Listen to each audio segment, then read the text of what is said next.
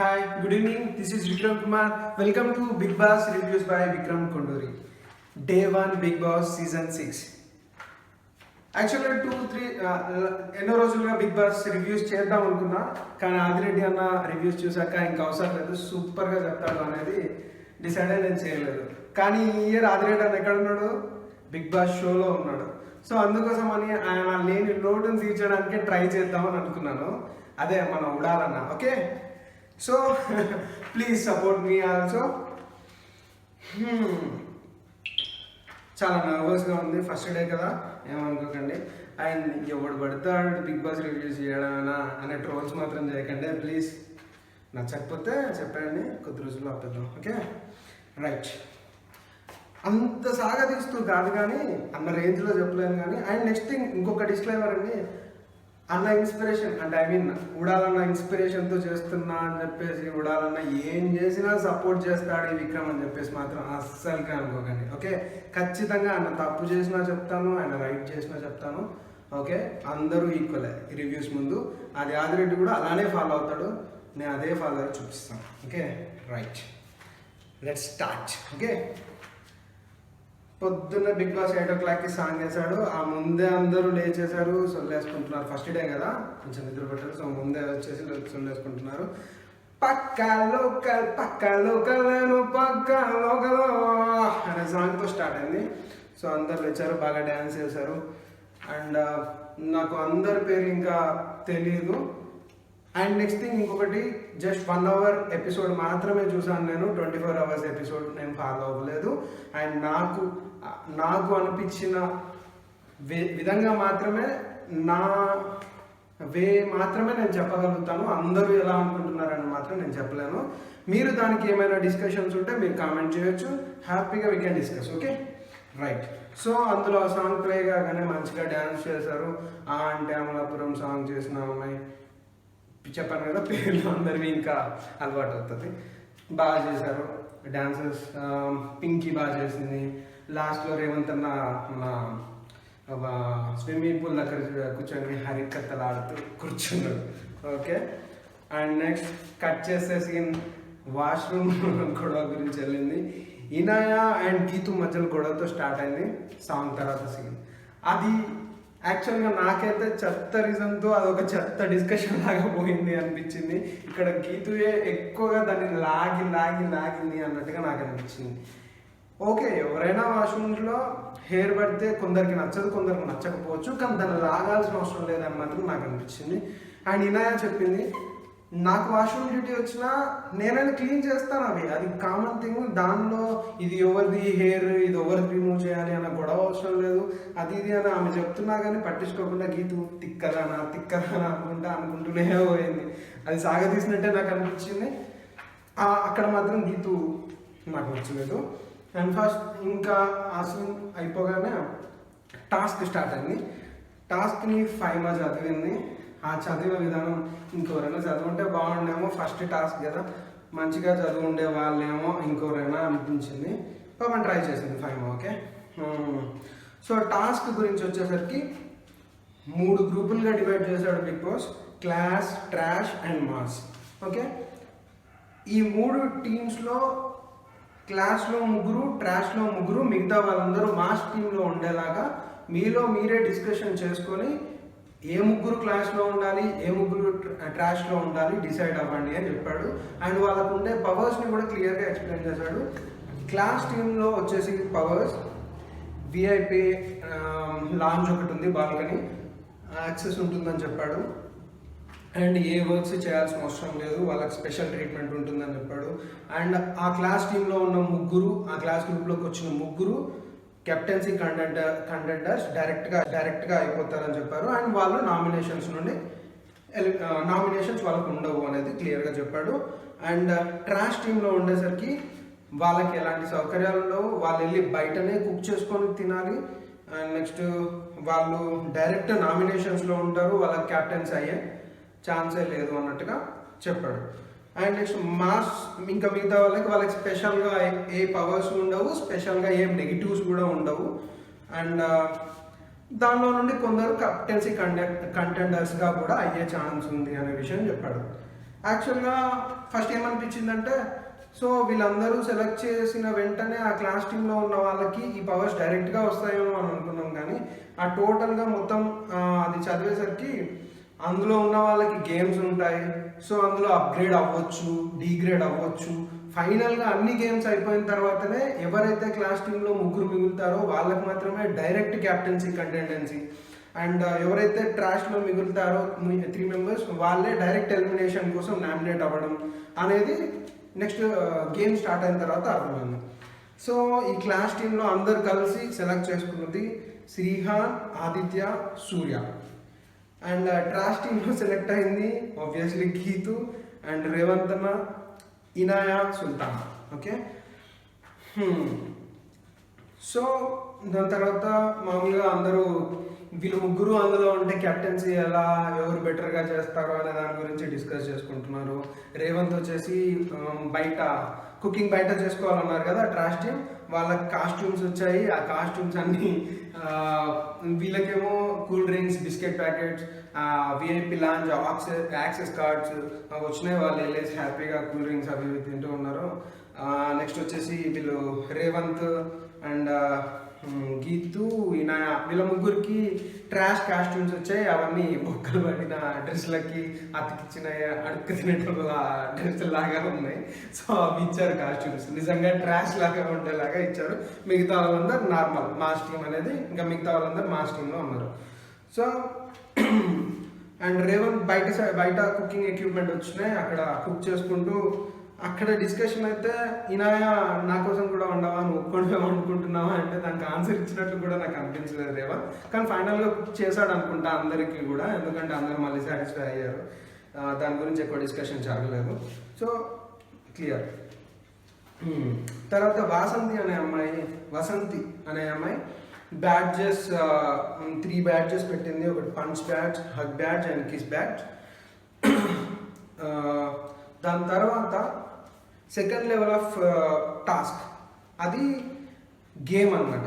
So అందులో క్లియర్గా explain చేస్తారు. ఈ లెవెల్స్లో గెలిచిన వాళ్ళు నెక్స్ట్ లెవెల్కి వెళ్ళడము, మాస్లో ఉన్న వాళ్ళు ఓడిపోతే వాళ్ళు ట్రాష్లోకి వెళ్ళి ట్రాష్ వాళ్ళు మాస్లోకి రావడం. ఇక్కడ గేమ్ మొత్తం మాస్ అండ్ ట్రాష్ వాళ్ళకి జరుగుతుంది. ఆ ముగ్గురు క్లాస్లో ఉన్న ముగ్గురు వీళ్ళకి సంచాలకులుగా పనిచేస్తారు. సో అది జరిగింది. సో ఫస్ట్ గేమ్ వచ్చేసి ఇది స్వాపింగ్ అనమాట. ఇందులో ఓడిపోయిన వాళ్ళు మాస్ వాళ్ళు ఓడిపోతేనేమో వాళ్ళు ట్రాష్కి వెళ్ళిపోయి ట్రాష్ వాళ్ళు మాస్కి వెళ్ళిపోతారు. అదే ఒకవేళ మాస్ వాళ్ళు గెలిస్తేనేమో మాస్ వాళ్ళు క్లాస్కి వెళ్ళిపోయి క్లాస్లో ఉన్న ఒకరు మాస్లోకి వస్తారు. సో ఇలా స్వాపింగ్ సిస్టమ్ అనేది జరుగుతుంది. ఫైనల్గా ఎన్ని టాస్క్లు పెడతాడో మనకు తెలియదు బికాస్. సో ఫైనల్గా వచ్చేసి క్లాస్లో ముగ్గురే ఉంటారు, ట్రాష్లో ముగ్గురే ఉంటారు. అండ్ మాస్లో నుండి కూడా కెప్టెన్సీ కంటెండర్ని సెలెక్ట్ చేసుకుంటారని మాత్రం అర్థమైపోయింది అక్కడ టాస్క్ని చూస్తుంటే. అండ్ ఫస్ట్ ఛాలెంజ్ వచ్చేసి కొబ్బరి బొండాల యుద్ధం అని పెట్టారు. మొత్తానికి ఆ మాస్ టీంలో ఎవరు పార్టిసిపేట్ చేయాలి, గేమ్స్ టాస్క్లు పెడితే ఎవరేం చేయాలనే డిస్కషన్ బాగానే జరిగింది. కానీ 1 hour ఎపిసోడ్ చూపించిన దానిలో మాత్రం ఫైనల్ డిస్కషన్ ఏం జరిగిందో తెలియదు, కానీ మన ఉడాలన్న మాత్రం మొత్తానికి ఛాన్స్ కొట్టేశాడు. ఆ గేమ్ చూసాక ఛాన్స్ ఆయనకి పొడుగుగా ఉన్నాడు కాబట్టి ఇచ్చారు, మరి ఏం చేశారో అర్థం కాలేదు. కానీ మొత్తానికైతే ఉడాలన్నకి ఛాన్స్ ఇచ్చేసారు అందరు కలిసి. ఇంకా ఆదిరెడ్డి అన్న ఫస్ట్ గేమ్లోనే ఎరగతీశాడు. మొత్తానికి ఇనాయా కూడా బాగానే మంచిగా యాక్టివ్గా పార్టిసిపేట్ చేసింది. మొత్తానికి ఆదిరెడ్డి గెలిచి 300 ml లిక్విడ్ అనేది ఆదిరెడ్డి కొబ్బరి బొండాలో మిగిలింది. ఇనాయా కొబ్బరి బొండాలో 100 ml లిక్విడ్ మాత్రం మిగిలింది. సో ఆదిరెడ్డి విన్నర్ అని చెప్పేసి అనౌన్స్ చేశారు. ఆదిరెడ్డిని ఇప్పుడు క్లాస్లో ఉన్న గ్రూప్లో ఉన్న ఒకరితో స్వాప్ చేయాలి, ఎందుకంటే ఆయన మాస్లో ఉన్నాడు కాబట్టి ఒక లెవెల్ అప్గ్రేడ్ అవుతాడు, గెలిచాడు కాబట్టి. అదే ఇనాయా గెలిచుంటే ఇనాయా డైరెక్ట్గా మాస్లోకి వచ్చేసి మాస్లో ఉన్న ఆదిరెడ్డి ట్రాష్లోకి వెళ్ళిపోయేవాడు. కానీ ఆదిరెడ్డి మాస్లో ఉన్న పర్సన్ గెలిచాడు కాబట్టి క్లాస్ టీంలోకి వెళ్ళిపోతాడు. ఇప్పుడు క్లాస్లో ఉన్న ఒకరిని మాస్లోకి డిగ్రేడ్ చేయాల్సి వస్తుంది. సో దీనికోసం డిస్కషన్ పెడితే మన క్లాస్ టీంలో ఉన్న ముగ్గురు కలిసి ఆదిరెడ్డి అన్న మీరే సెలెక్ట్ చేసుకోండి ఒకరిని అని చెప్పగానే ఇది ఎక్కడ నెగిటివ్లోకి నేను పడిపోతానేమో అని చెప్పేసి ఆడేసి నేను ఎక్కడ నెగిటివ్ అవుతానో ఒకరిని ఏం చెప్తాను అనుకున్నాడో, లేకపోతే నిజంగానే నాకెందుకు ఉంటుంది ఆ అధికారం? మీరు ఎవరన్నా డిసైడ్ అయ్యి పర్ఫెక్ట్గా వచ్చేయండి, నేను ఆ ప్లేస్లో వస్తాను, నాకు ఇబ్బంది లేదు, నేను ఎట్లయినా రావడమే. సో మీలో ఎవరు పోవాలో నేను ఎందుకు డిసైడ్ చేయాలి, మీరే డిసైడ్ చేసుకొని చెప్పండి అని అన్నాక ఫైనల్గా ఆ డిస్కషన్లో కూడా ఆదిరెడ్డి వాళ్ళని ఒప్పించేసి పక్కకి వెళ్ళిపోయింది. వాళ్ళ ముగ్గురు మళ్ళీ డిస్కస్ చేసుకున్నారు, క్లాస్ టీంలో ఉన్న ముగ్గురు. సో ఫైనల్గా శ్రీహాన్ వచ్చేసి నేను టాస్క్లు ఎక్కువగా ఆడాలనుకుంటున్నాను, స్టార్టింగ్ స్టేజే కదా ఇప్పుడు, నేను అలవాటు చేసుకోవాలనుకుంటున్నాను, సో నా మాస్ టీంలోకి వెళ్తే నాకు ఆ స్కోప్ దొరుకుతుంది అని చెప్పేసి అన్నాడు. సో ఆ విధంగా శ్రీహాన్ వచ్చేసి ఆదిరెడ్డితో స్వాప్ చేసేసుకున్నాడు. దీని తర్వాత ట్రాషీ పీపుల్కి స్పీచెస్ ఇవ్వడానికి ఛాన్స్ ఇచ్చాడు బిగ్ బాస్. ఎందుకు? ఈ హౌస్లో ఉన్న వాళ్ళందరూ మీ ముగ్గురిని ట్రాష్ అని చెప్పేసి సెలెక్ట్ చేసుకున్నారు, కానీ మీకు బయట మిమ్మల్ని ఎవరైతే స్టార్స్గా ప్రౌడ్గా ఫీల్ అవుతారో వాళ్ళని మీరు గుర్తు చేసుకుంటూ ఆ మెమరీస్ కానీ వాళ్ళ నేమ్ కానీ చెప్పండి, అండ్ వాళ్ళ నేమ్ రాసేసి అది బాటిల్లో పెట్టేసి స్విమ్మింగ్ పూల్లో వేయండి అని చెప్పేసి ఒక చిన్న టాస్క్ లాంటిది అరేంజ్ చేశాడు. స్టార్ట్ చేసింది వాళ్ళ father name Mujibur Rahman. So ఆయన కూడా ఈ ఫిల్మ్ ఇండస్ట్రీకి రావడానికి చాలా రోజులు ట్రై చేశారంట, ఫినాన్షియల్ ప్రాబ్లమ్స్ వల్ల రాలేకపోయారు, కానీ ఆయన 2 years బ్యాక్ చనిపోయారు. సో ఆయన కోరిక నేను తీర్చడానికే నేను ఈ ఫీల్డ్లోకి వచ్చానన్నమాట అని చెప్పేసి తను చాలా ఏడ్చేసింది, చాలా వాళ్ళ ఫాదర్ చాలా గుర్తుకొచ్చారు. ఏడ్చేయడం వల్ల ఇంకా హౌస్లో అందరూ బాగా ఏడ్చారు. మెయిన్గా కీర్తి బాగా ఏడ్చింది. ఎందుకు ఏడుస్తుందో మాత్రం అప్పుడు అర్థం కాలేదు, కానీ ఈ ఎపిసోడ్ ఎండింగ్లో మాత్రం బాత్రూంలో జరిగిన సీన్ వల్ల అక్కడ అర్థమైంది ఏంటంటే కీర్తి వల్ల టోటల్ ఫ్యామిలీ యాక్సిడెంట్లో చనిపోయారు. తను ఒక 3 months కోమాలో ఉంది అన్నట్టుగా సంథింగ్ ఇంకొక కంటెస్టెంట్ చెప్తున్నారు. సో అది అర్థమైంది. సో కీర్తి మాత్రం చాలా అంటే చాలా ఏడ్చేసింది.